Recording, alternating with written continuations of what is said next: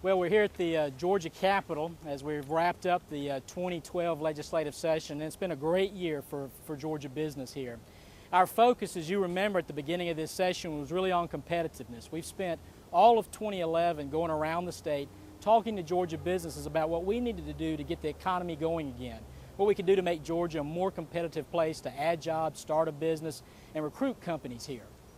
And what we focused on is truly a competitiveness agenda, working closely with Governor Deal and the leadership in a really bipartisan effort here at the Capitol to focus on several things that we knew in the short term would really make a difference for Georgia business. So today we're going to talk about a few of those very important bills.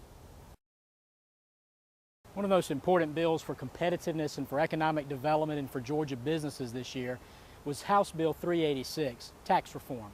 Now, the Georgia Chamber started this initiative about 2.5 years ago by helping the General Assembly establish a tax reform council that traveled the state asking businesses and individuals, how can we improve Georgia's tax system in order to improve competitiveness?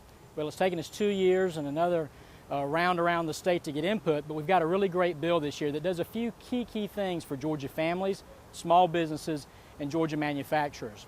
First of all, it eliminates over the next 4 years the tax that manufacturers, agribusiness, and mining companies pay on the energy that they use in production. We're the only state in the Southeast that still charges a tax on this, so it's very important from a competitiveness standpoint to help keep some of that money so those folks can start hiring again and create more jobs in Georgia. Another part of the bill that's very important for small businesses is e-fairness.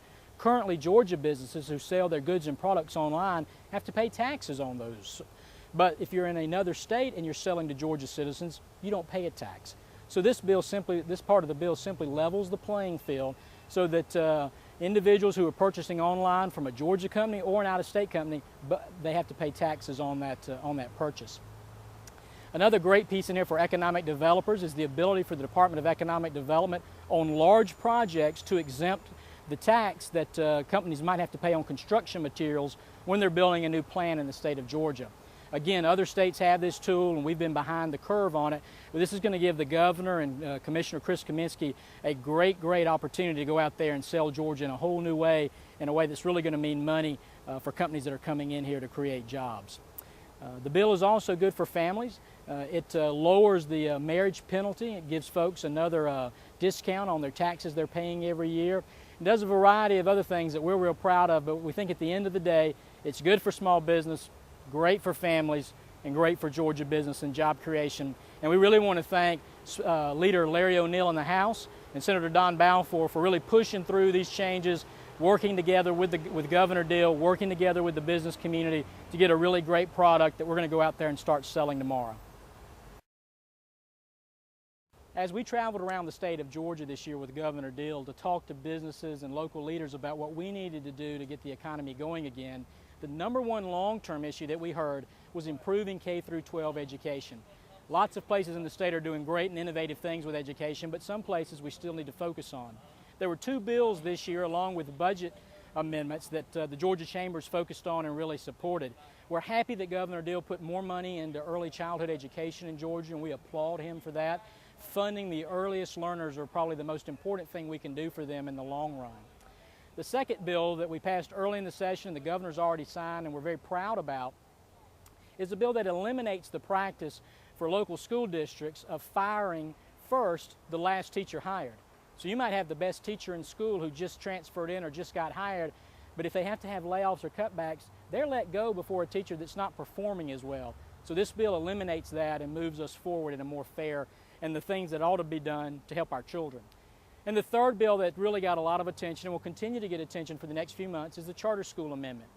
We've got great charter schools in Georgia, and we've got some systems out there that don't need charter schools, but there are some school boards around the state of Georgia that haven't supported their local charter schools. And all this bill does is to say that if the local school system won't support that charter school, there's another group there to go to make your case to try to get it established, and it creates basically a state council to approve charter schools.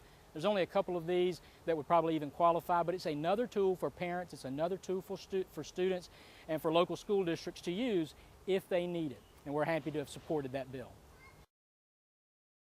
Georgia still lags the rest of the nation in access to venture capital. So for our high-tech companies, This is a really big deal. 40% of the companies that are in Georgia Business Incubators now, when they get ready to go to that next level, have to go to another state because access to capital is just not here. And so what we've done this year is a great bill led by Senator Tim Golden that would open up the pension fund of state employees, not our teachers, but the state employees, to allow just a little bit of that pension fund to be used for alternative investments like funding venture firms that might invest in Georgia companies. The hope here is that this sends a signal around the country that, hey, Georgia's open for business and these big capital companies will come here, bring their investment, invest in Georgia technology companies, invest in small businesses in Georgia, and help really grow the economy in a very organic kind of way. Likewise, we want to make sure that businesses that are growing or moving to Georgia have access to the best tax credits and tax incentives that they have.